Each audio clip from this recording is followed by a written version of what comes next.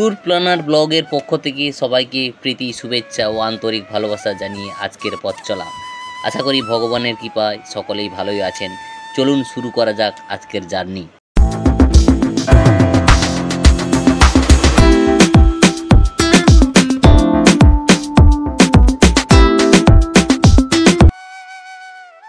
আজকের আমাদের ডেস্টিনেশন নবদ্বীপ ধাম। তাই প্রথমে বাড়ি থেকে কমাগাতামারু স্টেশন পৌঁছালাম। এখন আমরা বজবজ থেকে শিয়ালদাগামী ট্রেন ধরে প্রথমে শিয়ালদা পৌঁছাবো এবং শিয়ালদা থেকে আবার নর্থ সেকশানে গিয়ে আমরা কৃষ্ণনগর লোকাল ধরবো। কৃষ্ণনগর লোকাল ধরে সেখান থেকে আমরা স্বরূপগঞ্জ ঘাটে যাব। এই যে এখন আমরা শিয়ালদায় পৌঁছে গেছি। শিয়ালদা থেকে এখন নর্থে যাব, নর্থ থেকে ট্রেন ধরবো। আর এই যে ট্রেন ধরে আমরা পৌঁছে যাব স্বরূপগঞ্জ ঘাটে। আর স্বরূপগঞ্জ ঘাট থেকে হুলোর ঘাট এসে হুলোর ঘাট থেকে টোটো নিয়ে আমি আমার হোটেলে পৌঁছে গেলাম। আর আমাদের হোটেলটা ছিল সুপ্রিয়া গেস্ট হাউস। এটা হচ্ছে সুপ্রিয়া গেস্ট হাউসের যে রুমটা আমাদেরকে দেওয়া হয়েছিল। রুমটা বেশ পরিষ্কার পরিচ্ছন্ন, বড়, দুটো জানালা আছে, একটা জলঙ্গি নদীর দিকে জানালা আর একটা পাশের দিকে জানালা আছে। আর রুমের মধ্যে এসি আছে, ফ্যান আছে, নাইট ল্যাম্প আছে, একটা ডেস্ক মতো দিয়েছে, টিভি আছে যেখানে আমাদের গোপালজি বসে আছে। আর এখানে চার্জিং পয়েন্ট, মোবাইল আর চার্জ দিতে কোনো প্রবলেম হবে না। আর বেডটাও বেশ বড় সাইজের, তিনজন আরামসে ঘুমানো যেতে পারে, কোনো অসুবিধা হবে না, পরিষ্কার পরিচ্ছন্ন। আর একটা জিনিস যেটা বাথরুম, এই বাথরুমটাকে দেখতে হয় বেড়াতে গেলে যে বাথরুমটা কেমন আছে। না, বাথরুমটা বেশ পরিষ্কার পরিচ্ছন্ন, বেসিন আছে পরিষ্কার পরিচ্ছন্ন, সাবান আছে, আর কুমোড দেওয়া আছে, কুমোড একটা আছে, শাওয়ার আছে। আর শীতের সময় এলে প্রবলেম হবে না যেহেতু গিজারের ব্যবস্থা আছে আর একটা ভেন্টিলেটরও আছে। আর এই হচ্ছে ঋদ্ধিমান বসে আছে। পরের দিন সকালবেলা আমরা মায়াপুর লঞ্চ ঘাটে পৌঁছে গেলাম। ওখান থেকে লঞ্চ ধরে আমরা নবদ্বীপ লঞ্চ ঘাট যাব। আর টিকিট লাগলো 10 টাকা করে মাথা পিছু। এই যে আমরা লঞ্চে উঠে পড়েছি, এখন লঞ্চ ছাড়বে। আর লঞ্চে যাওয়ার সময় একটা জিনিস লক্ষ্য করবেন, যেটা আছে জলঙ্গি নদী আর ওইদিকে হুগলি নদীর দুটি যে মিলনস্থলের দুটো জল দুরকম পরিষ্কার বোঝা যাবে। তবে দেখা যাক কতটা কি করতে পারি। আর এইদিকে যে লঞ্চটা দেখছেন ওটা হচ্ছে মায়াপুর আসছে নবদ্বীপ থেকে। আছে জলঙ্গি নদীর যে পাড়টা, সেই পাড়ে যে সবুজ সমারোহ, গাছগাছালিতে ভর্তি, কত সুন্দর লাগছে দেখুন। পরিবেশটা খুবই সুন্দর। আর ওই দিকে দেখতে পাচ্ছেন, ওই দিকে হচ্ছে হুগলি নদী এবং হুগলি নদীর সোজা ওই দিক দিয়ে আপনার চন্দ্রোদয় মন্দিরটাও দেখা যায়। নবদ্বীপ ঐতিহ্যের সাথে ভক্তিভাবের এক অসামান্য মিলবন্ধনে মিলনক্ষেত্র। প্রাচীন শাস্ত্রচর্চা কেন্দ্র হিসাবে শুধু নয়, বাঙালির ভক্তিবাদী সাহিত্যের এক অনন্য পীঠস্থান নবদ্বীপ। কুসংস্কার ও বিভিন্ন জটিল নিয়মের আবর্তে সাধারণ মানুষের কাছে হিন্দু ধর্ম যখন অনেকটা ধরাছোঁয়ার বাইরে, সেই সময় এক যুবপুরুষ অতি সহজ সরলভাবে ধর্মকে সাধারণ মানুষের কাছে নিয়ে এলেন। তিনি যুগাবতার মহাপ্রভু শ্রী চৈতন্য। আর তাঁর লীলাক্ষেত্র এই নবদ্বীপ। ভক্তিবাদের সঙ্গে প্রাচীনত্বের এক অসাধারণ মিলবন্ধনকে অনুভব করতে একদিনের জন্য অবশ্যই ঘুরে আসুন নদিয়া জেলার নবদ্বীপ থেকে। এছাড়া যারা সরাসরি শিয়ালদা থেকে কাটোয়া লোকাল ধরে সকাল 8টা 6 মিনিটে, আর সেটা পৌঁছাবে সকাল 10টা 40-এ। আর কৃষ্ণনগর স্টেশনে এসে কৃষ্ণনগর ঘাট পর্যন্ত পৌঁছে সেখান থেকে নবদ্বীপে সহজে পৌঁছে যেতে পারে। আর যারা সড়ক পথে আসবেন তারা কল্যাণী এক্সপ্রেস হয়ে এসে ঈশ্বরগুপ্ত সেতু পার করে STKK রোড ধরতে পারেন, বা ওল্ড দিল্লি পর্যন্ত এসে সেখান থেকে STKK রোড ধরতে পারেন। আজ আমরা এসেছি একদিনের জন্য নবদ্বীপ ধাম ভ্রমণের উদ্দেশ্যে। এই নবদ্বীপ ধাম এটি ঐতিহ্যপূর্ণ শহর, তাই এটি শ্রী মহাপ্রভু চৈতন্যের লীলাক্ষেত্র। যে দর্শনীয় মন্দির বা স্থানগুলি আছে সেগুলি আমরা ঘুরে দেখাবো আপনাদের। পৌঁছে আমরা যেহেতু দুজন ছিলাম তাই একটা শেয়ার টোটো নিয়ে নিলাম। আর আমি রেফার করব যে নবদ্বীপ ঘোরার সময় একটা টোটো নিয়ে নেবেন, কেন অটো বা বড় গাড়ি হলে আপনার প্রবলেম হবে, যেহেতু রাস্তাগুলো খুবই সরু। তাই টোটো হলে সুবিধা হবে। মন্দিরগুলো বন্ধ থাকে 1:30 থেকে 4টা পর্যন্ত, তাই সময়টা সেভাবেই যাবেন যাতে ওই সময়ে না যেতে হয়। তাহলে 1:30টার আগে পৌঁছাতে হবে কিংবা 4টের পরে যেতে হবে। আর নবদ্বীপ ঘুরতে ঘুরতে এখানকার ইতিহাস ও ঐতিহ্য তুলে ধরবো আমরা, অর্থাৎ ট্যুর প্ল্যানার ব্লগ।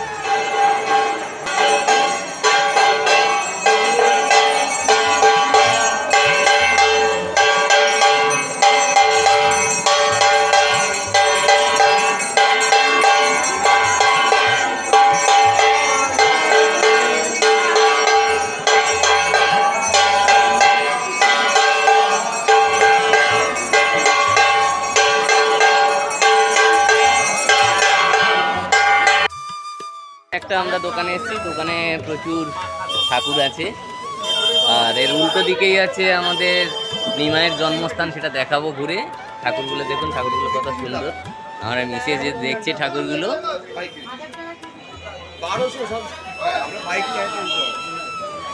দাদা এই ঠাকুরের দাম কেমন কি মানে বলছেন? বিভিন্ন কোয়ালিটি আছে, অষ্টধাতু আছে, আপনার পেট্রোল আছে, ছাদের মাল আছে, এসপি আছে। আচ্ছা, মানে বিভিন্ন কোয়ালিটির বিভিন্ন রেট আছে আর কি। আরে প্রথমবার সব দেখে গেলাম, সব কোলে করে নিয়ে চলে এই ঠাকুরগুলো। আমার বউ নিতে 12 কেজি, 15 কেজি, 18 কেজি, 22 কেজি, ছোট হয়, ছোট একটু থেকে শুরু, সব সাইজ আছে। 600 টাকা থেকে শুরু, 600 থেকে মিনিমাম 600 থেকে শুরু আর কি।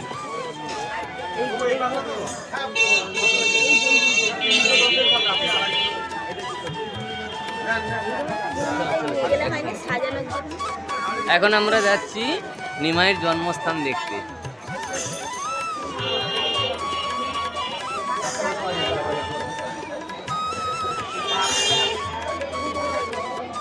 সামনে একটি জল আছে। গৌরাঙ্গের জন্মস্থান, এটি নিয়ে অনেক বিতর্ক আছে, অর্থাৎ বিভিন্ন মতভেদ আছে। কেউ কেউ বলেন মায়াপুরের যে অন্তর্দ্বীপ, সেখানে তিনি জন্মগ্রহণ করেন। আপনারা মায়াপুর গেলে দেখতে পাবেন ভক্তি বিনোদ ঠাকুরের আশ্রম ও মন্দির আছে। তিনি নাকি ওখানে জন্মগ্রহণ করেন। তিনি প্রমাণ করেছিলেন অন্তর্দ্বীপ হলো শ্রী চৈতন্য মহাপ্রভুর জন্মস্থান। আবার নবদ্বীপে বলা হয় শ্রী জগন্নাথ মিশ্র তার বাড়ির এখানে, এবং এই মন্দিরে যেখানে সচিমাতার কোলে নিমাই অবস্থান করে আছে, এই স্থানটি হলো শ্রী মহাপ্রভুর জন্মস্থান। এই মতভেদ বহু প্রাচীন ও বহুভাবে এবং মত দিয়েছেন। আমরা এই মতভেদের ভেতরে না গিয়ে দুটি স্থানেই দর্শন করা উচিত। এই যে নিমাই বা গৌরাঙ্গ, নিম গাছটি দেখতে পাচ্ছেন, এখানে জন্মগ্রহণ করেছিলেন বলে তাকে নিমাই বলা হতো। আর তার সংস্কৃত ও বিভিন্ন ভাষার পাণ্ডিত্যে অর্জন করেছিলেন বলে তাকে এই অঞ্চলের মানুষ নিমাই পণ্ডিত বললে ডাকতেন। আর পরবর্তীকালে কাটুয়ার কৃষ্ণ ভারতীর কাছে সন্ন্যাস ধর্ম দীক্ষিত হন এবং গৃহত্যাগ করেন। তখন থেকে আর নাম শ্রী গৌরাঙ্গ মহাপ্রভু। চাঁদকাজি প্রশাসন জবন হরিদাস জগাই মাদাই এই নবদ্বীপ ধাম ত্যাগ করে চলে যান শ্রীক্ষেত্র পুরীতে। তার বাকি সময়টা শ্রী জগন্নাথজির কাছে কাটাবেন। মাত্র 48 বছর বয়সে তিনি পুরীতে দেহ রাখেন। এখন 60 ফুট গৌরাঙ্গ দেখার জন্য আমরা টিকিট কাটছি। টিকিট মূল্য মাত্র আছে। কোথায় বাড়ি যেন বললেন? দমদম থেকে আমাদের সঙ্গে একসঙ্গে ঘুরছেন। এই যে 10 টাকার টিকিট, নরহরিধাম ঢোকার এন্ট্রি ফি। এটাই আছে সেই প্রবেশ পথ। আর প্রবেশ পথের সামনেই পাবেন ভোগ প্রসাদের ব্যবস্থা। এখান থেকে মিষ্টি কিনে নিয়ে আপনারা ভোগ দিতে পারেন। চলুন এবার আমরা সেই কৃত্রিম যে গুহাপথ, সেই গুহাপথের ভেতর দিয়ে যাব নরহরিধাম দর্শন করতে। ভেতরে দেখতে পাবেন 60 ফুটের গৌরাঙ্গ, যা পৃথিবী বিখ্যাত। বাহ, সুন্দর, অসাধারণ। গুহাটা কৃত্রিম হলেও এত লাইট দিয়ে সুন্দর করে সাজানো গোছানো, সত্যি মনটা ভরে গেল। আপনারাও দেখুন কত সুন্দর করে গুহাটাকে সাজানো, কৃত্রিম করে বানানো গুহাটা অসাধারণ লাগছে। এবার আমরা সেই সামনের দিকে বেরিয়ে যাব। সামনে বেরিয়ে 60 ফুটের যে গৌরাঙ্গ, সেই গৌরাঙ্গকে দেখতে পাবো। তার আগে দেখতে পেলাম যে জলাশয়, সেই জলাশয়ে প্রচুর রং বেরঙের মাছ ছাড়া আছে। মাছগুলো দেখতে খুবই অসাধারণ লাগছে। এই যে দেখতে পাচ্ছেন সেই 60 ফুটের গৌরাঙ্গ, যা পৃথিবী বিখ্যাত 60 ফুট গৌরাঙ্গ। এই 60 ফুট গৌরাঙ্গ দেখব আমরা নরহরিধাম। আর বাগানটা বেশ সুন্দর করে সাজানো গোছানো, গাছগাছালিতে ভর্তি, আর বিভিন্ন রকম ঠাকুর দেবতার রেপ্লিকা আছে। এখানে মূলত শ্রীকৃষ্ণ ও মহাপ্রভুর লীলা, সেই লীলাক্ষেত্র নবদ্বীপের এই নরহরিধামে তুলে ধরা হয়েছে। শ্রীকৃষ্ণের বিভিন্ন লীলা এবং শ্রী গৌরাঙ্গের বিভিন্ন লীলা এখানে দেখতে পাবেন। আর এখানে বিভিন্ন দেবদেবতার যে রেপ্লিকাগুলো করে তুলে ধরা হয়েছে, সেগুলো দেখতে থাকুন। বেশ সুন্দর, ভালো লাগছে দেখতে। আর সামনের রাস্তা ধরে আমরা এগিয়ে যাচ্ছি। বাগানটা অনেকটাই। আর আমি বলবো এই নরহরিধাম দেখার জন্য প্রায় 30 থেকে 50 মিনিটের মতো টাইম রাখুন, তাতে ঘুরে দেখতে হবে। আর এখানে দেখতে পাচ্ছেন সেই কৃষ্ণের যে রাসলীলা করেছিলেন, সেই সখীদের সঙ্গে সেই রেপ্লিকাটা এখানে সুন্দর করে তুলে ধরা হয়েছে। আর এই রাস্তা ধরে আমরা সামনের দিকে এগিয়ে যাব। এখানে একটা মিউজিয়াম আছে, সেই মিউজিয়ামটাও পরে দেখব। তার আগে দেখুন জলাশয় আছে, জলাশয়ের ওপরে মন্দিরটা কত সুন্দর করে। এটা হচ্ছে সেই মিউজিয়ামের রাস্তা। এই রাস্তা ধরে মিউজিয়ামে ঢুকবো। এই যে দেখতে পাচ্ছেন ডান দিকে ঢুকে যাচ্ছে, অ্যারো চিহ্ন দেওয়া আছে, এটা হচ্ছে মিউজিয়ামের পথ। এখন এই মিউজিয়ামের ভেতরে বিভিন্ন দেবতাদের যে চিত্র তুলে ধরা হয়েছে, সেইগুলো দেখাচ্ছি আপনাদের। আর কাঁচের মধ্য দিয়ে যেহেতু দেবতাদের ছবি বা যে মূর্তিগুলো আছে, তাই জন্য একটু লাইট রিফ্লেক্ট হচ্ছে, তবু দেখাচ্ছি। দেখুন, সুন্দর, বেশ অসাধারণ লাগছে। পুরো মিউজিয়ামের দেওয়াল জুড়ে বিভিন্ন দেব দেবতার মূর্তি আছে, সেই মূর্তিগুলো বেশ অসাধারণ লাগছে। দেখুন, আমরাও দেখছি, আপনারাও দেখতে থাকুন। যতটা সম্ভব আমি দেখানোর চেষ্টা করছি। যখন সেন বংশ ছিল, তখন নবদ্বীপ ছিল তখনকার রাজধানী। ত্রয়োদশ শতাব্দীর বখতিয়ার খিলজি তিনি এই নবদ্বীপ জয় করেন, তিনি বাংলা জয়ের শুরু করেন। কাজে এই নবদ্বীপ সুদীর্ঘ ইতিহাস রয়েছে, প্রাচীন ইতিহাস রয়েছে। তার সঙ্গে জড়িয়ে আছে এখানকার বিদ্যাচর্চা, সংস্কৃত ভাষার চর্চা, পুরাণ সাহিত্য ইত্যাদি বিভিন্ন বিষয়ে সম্প্রচার জন্য এই অঞ্চল এবং এখানকার পণ্ডিতকুলের নাম সারা ভারতবর্ষে ছড়িয়ে পড়ে। এবং এই অঞ্চলে বিদ্যাচর্চা, এই যে ঐতিহ্য জন্য নবদ্বীপকে এক সময় বলা হতো প্রাচ্যের অক্সফোর্ড।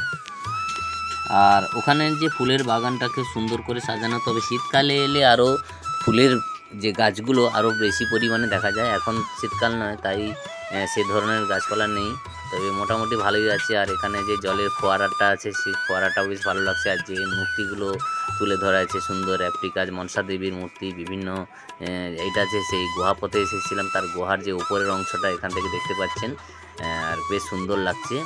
আর যেটা আমি ভিডিওর মধ্যে যেটা দেখাচ্ছি, সেটা প্র্যাকটিক্যালি যখন আপনি নিজের চোখে দেখবেন, সেটা আরও ভালো লাগবে। আর 60 ফুট গৌরাঙ্গ তো কথাই নেই, যে সবাইকে মানে মন আকৃষ্ট করছে। সবাই ওই 60 ফুট গৌরাঙ্গের কাছে গিয়ে ছবি তুলছে, ভিডিও করছে, যে যার মতো করে সময় কাটাচ্ছে। আর এখানে আমি যেটা বলেছিলাম, আধ ঘন্টা কি 50 মিনিটের মতো টাইম রাখবেন। এখন আমরা পৌঁছে গেছি মহাপ্রভুর পাড়া, অর্থাৎ এখানে প্রচুর মন্দির আছে, তাই জন্য এখানে মহাপ্রভুর পাড়া বলা হয় বা মহাপ্রভুর শ্রী মন্দির।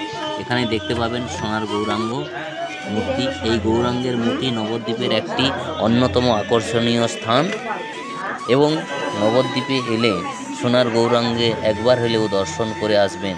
এই সোনার গৌরাঙ্গ প্রবেশের জন্য প্রত্যেকে 10 টাকা করে প্রণামী হিসাবে দিতে হবে জনপ্রতি।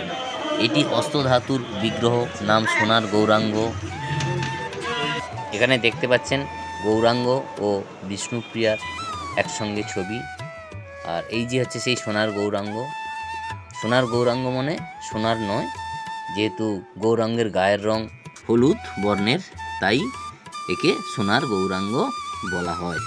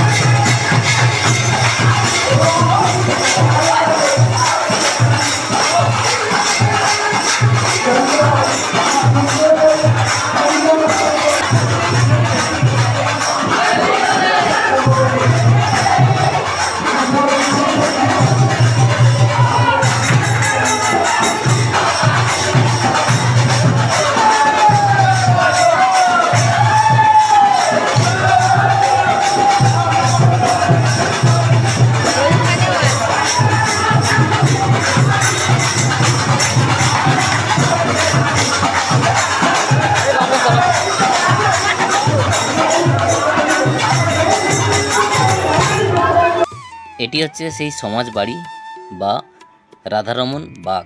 দুপাশে প্রচুর দোকান পাবেন, কিছু কিনে আনবেন নবদ্বীপের স্মৃতি হিসাবে।